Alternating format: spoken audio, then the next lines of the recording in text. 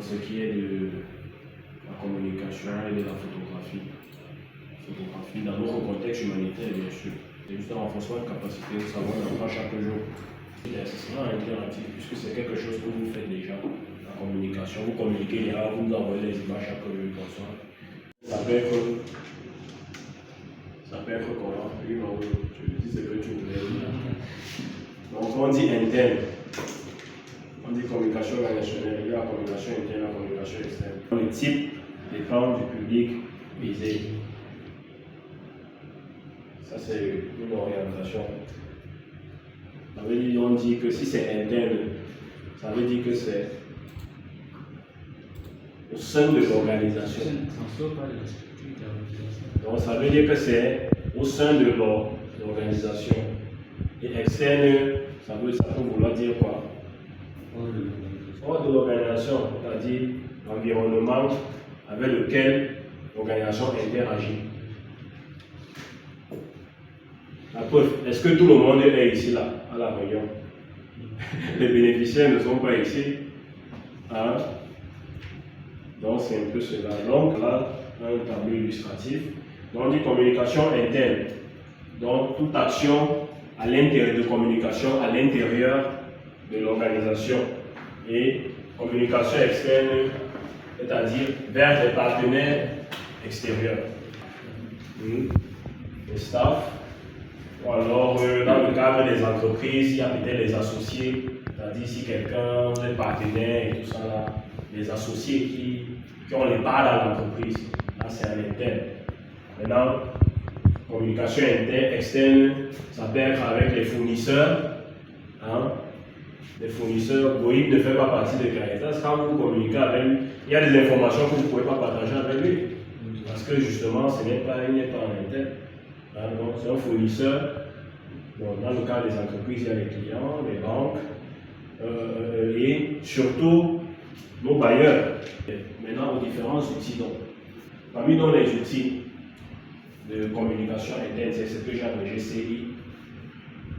On a donc des éléments comme les notes de service, c'est-à-dire les communiqués, les consorts. Il y a les journaux, les marchés, bref, pour dire tout document, ça peut être les flyers, ça peut être tous ces documents-là. Ce sont les outils de communication.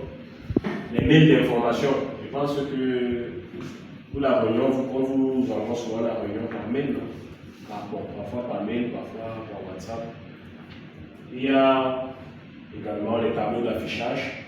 Vous avez vu, il y a un tableau là à l'entrée du bureau, c'est un outil de communication. Les boîtes d'idées, pour l'instant, je ne sais pas s'il y en a, je ne pense pas. Également des cahiers, c'est-à-dire les agendas que nous avons là, ce sont des outils de communication. Également, il y a des outils donc, de communication externe, notamment les médias, Internet, la télé, la radio, la presse, même les mails, même les messages aussi. Maintenant, il y a un autre type de communication transversale, la communication interactive. Pourquoi? Parce qu'elle est à la fois interne et externe. Exemple de communication interactive, cette réunion, donc, le type de la communication interactive, c'est celle-là où il y a généralement des échanges de vive voix. Dans la communication interactive, vous êtes même des acteurs majeurs.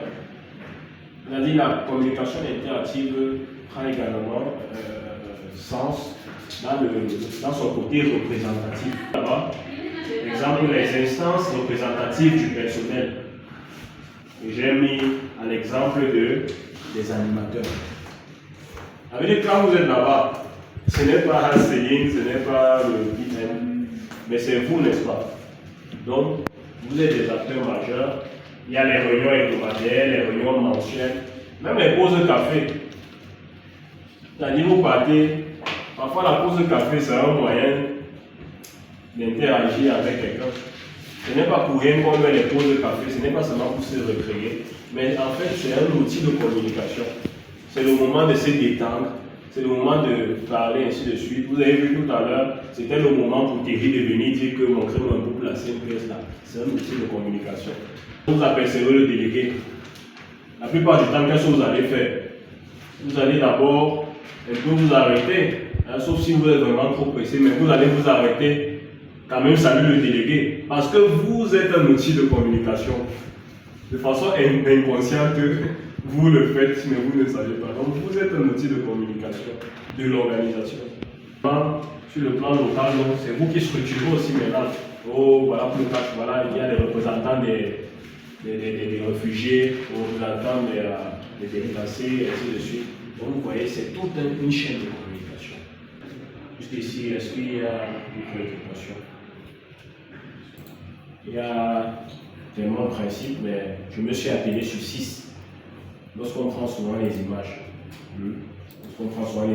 est-ce que, vous posez la question de savoir, est-ce que vous levez souvent, vous commencez juste à filmer n'importe qui, que bon, il faut que je montre au gars là que je travaille. Robert se lève, il commence à filmer tout Manaka. Il dit que je vais montrer au gars là que je connais Manaka. C'est vraiment il va la guerre.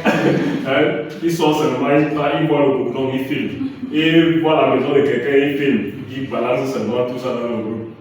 Vous voyez, donc, ça veut dire qu'il y a certains principes. Donc, le premier principe, qui peut lire pour nous, Nadège? Je peux lire. Ok. Consentement exilé. Exemple. Oui.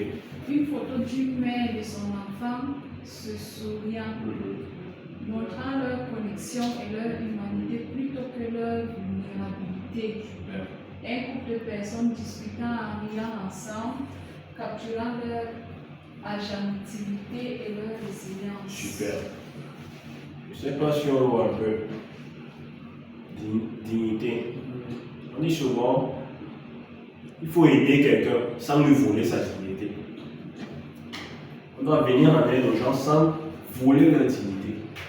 C'est vrai que ce sont des personnes vulnérables et c'est l'une des raisons pour lesquelles on ne doit pas leur miroiter cela que justement, elles sont tellement vulnérables. Sinon, nous, on ne fait pas notre travail. Sinon, on ne fait pas notre travail. Donc maintenant, lorsqu'on doit souvent prendre des images, c'est vrai que dans ces localités-là, on sait déjà que oui, Maolo travaille pour Caritas, oh, tel et consort. Donc, quand vous venez, vous dites seulement à quelqu'un que place-toi là-bas. Place-toi là-bas, je vais te filmer. Alors, donc, vous voyez, donc, il faut toujours. Dans d'autres pays, c'est parce que chez nous ici, c'est encore un peu. Vous voyez comme en Ukraine, ce sont des personnes déjà. En fait, la guerre n'est pas partie toucher les villages, elle a touché les gens qui vivaient en ville, donc qui ont fréquenté tout ça là. Vous voyez un peu, nous en Poésie, ça peut un peu passer. Mais il faudrait que vous sachiez, on ne sait pas où demain on va se retrouver. Il faudrait que vous ayez déjà, vous connaissiez il y a cela, on ne sait pas où on va se retrouver demain. Donc, il faut toujours chercher à avoir le consentement. C'est pourquoi tout à l'heure, vous avez vu même les questionnaires de Yacine, la première question c'est toujours avoir le consentement du bénéficiaire. Et ça se fait de façon subtile, vous n'avez pas lui faire tout un speech. Mais simplement et consort, s'il te plaît, est-ce que tu peux te placer là pour que je te filme? C'est une façon de demander son consentement. Est-ce que tu me permets de te filmer?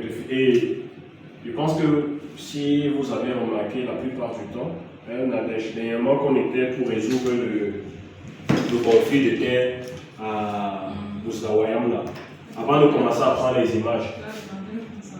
D'accord? Alors on dit au chef, est-ce que vous permettez qu'on prenne les images et c'est accompagné de la raison, l'utilité, pour pouvoir rendre compte que machin console, ça va me servir pour rendre compte de mes activités, c'est suffisant. Ouais, donc il faut toujours. Oui. Je pense même que ce consentement est assez sérieux et souvent très obligé que dans certaines organisations, c'est écrit. Voilà. Il y a un formulaire d'acceptation. Chaque activité, Chaque photo, vidéo. Je veux prendre la personne en photo, en vidéo. je signe d'abord. Et même dernièrement que j'étais à Yaoundé pour la formation avec l'Union européenne, lorsque nous sommes arrivés, ils nous ont fait signer des fiches de consentement. Que on autorise qu'ils nous filment pendant la séance et qu'ils publient les photos sur le site de l'IRE, sur le site de l'université italienne, et ainsi de suite, tout ça. Par rapport à l'atterrissage, l'utilisation de prendre une photo d'un groupe ou bien d'une personne, on va demander de. Imaginons qu'hier, c'était mercredi, Oui. donc le pompage, le forage, la population était arrivée pour prouver que bon, on était là aussi avec la population, pour que notre supérieur sache qu'on était, il fallait prendre l'image. Oui. Mais est-ce que maintenant il faut demander aux bénéficiaires si je peux prendre votre image? Très bonne question. Très bonne question. Et maintenant, Justement,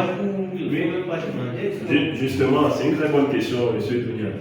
Parce que justement, comme on a dit l'aspect dignité, vous allez voir tout à l'heure avec certaines photos.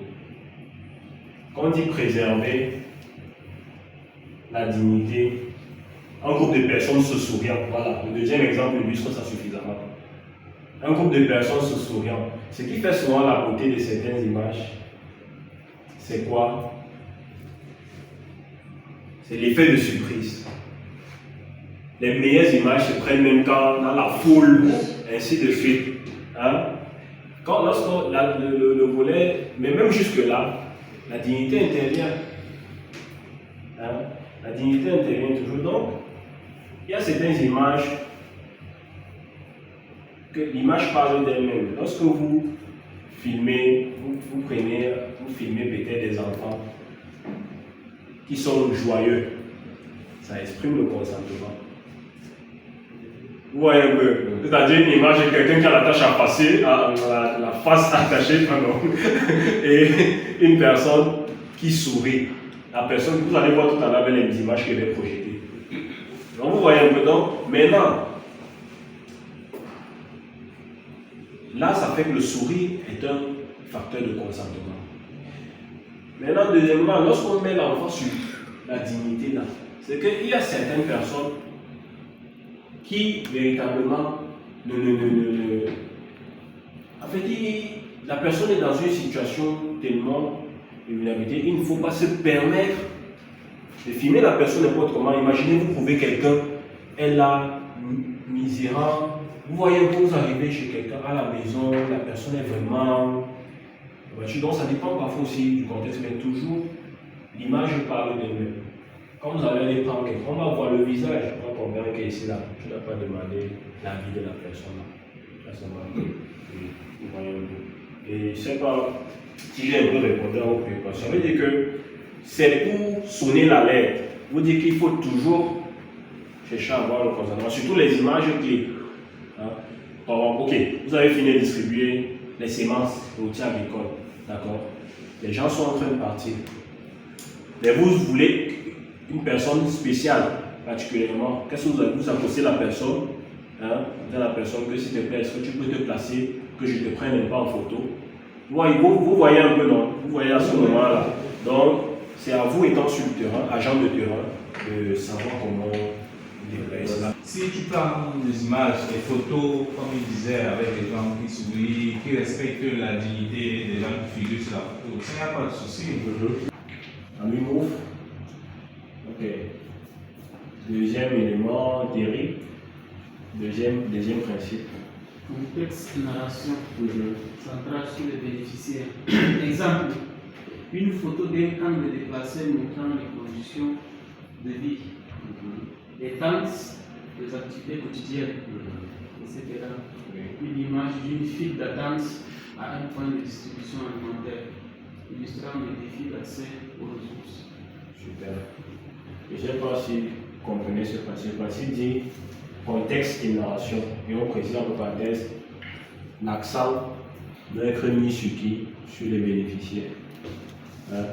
Ça veut dire que il ne faut pas que quand la lèvre faisait faire l'activité, elle prend le selfie dans sa chambre et dit super, j'ai fini de faire l'activité, chaque selfie. Non, ça veut dire ici, c'est l'accent particulier mis sur le bénéficiaire. Ça veut dire quoi? Vous n'avez pas besoin d'attendre uniquement lorsque vous menez une activité avec le bénéficiaire pour parfois capturer. Ça veut dire que même le quotidien, c'est-à-dire qu'un jour, Mao peut ne pas avoir prévu une activité, mais en passant, il constate qu'il y a ses bénéficiaires qui sont quelque part et qu'on soit là. De façon, de façon naturelle, bon, je pense que naturelle. Donc, tu peux t'arrêter, hein, même si ce n'est pas, tu n'as pas prévu travailler, tu essaies un peu d'observer et qu'on soit, tu vois ton bénéficiaire, tu vois le quotidien. Hein, le quotidien, imagine, un de nos bénéficiaires, il est là, il est là dans son quotidien, tu vois comment il se comporte, des images comme ça là.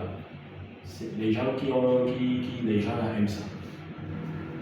On voit comme ça que voilà un de nos bénéficiaires qui est dans son quotidien avec sa famille, sont épanouis et construits. Vous voyez un peu. Donc c'est ça en fait à ce niveau-ci. Donc on dit montrant les conditions de vie, les activités quotidiennes, vous voyez un peu, c'est-à-dire pas seulement uniquement les activités, mais si jamais vous constatez qu'il y a quelque chose d'intéressant au passage, allez, tu captures. Tu captures. Donc c'est ce que ça veut dire là. Et maintenant, une file d'attente. Imaginez, voilà, tu te souviens la dernière fois qu'on partait regarder le dernier, la Kidala. Qu'est-ce qui s'est passé? J'ai vu, il y avait des bidons alignés comme ça. J'ai dit que non, il ne va pas m'arrêter pour aller filmer les bidons là. Pour montrer quoi envoyer. L'idée c'est quoi? Montrer que c'est vraiment compliqué.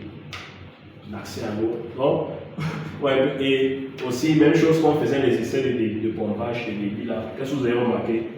Parfois, c'était là, je me baladais partout pour le le fait là-bas. Dès que les gens s'ajoutent, ils vont encore nous placer l'eau, ils essaient de capter tout le monde. Tout ça pourquoi? Parce que l'image là va montrer que c'est vraiment.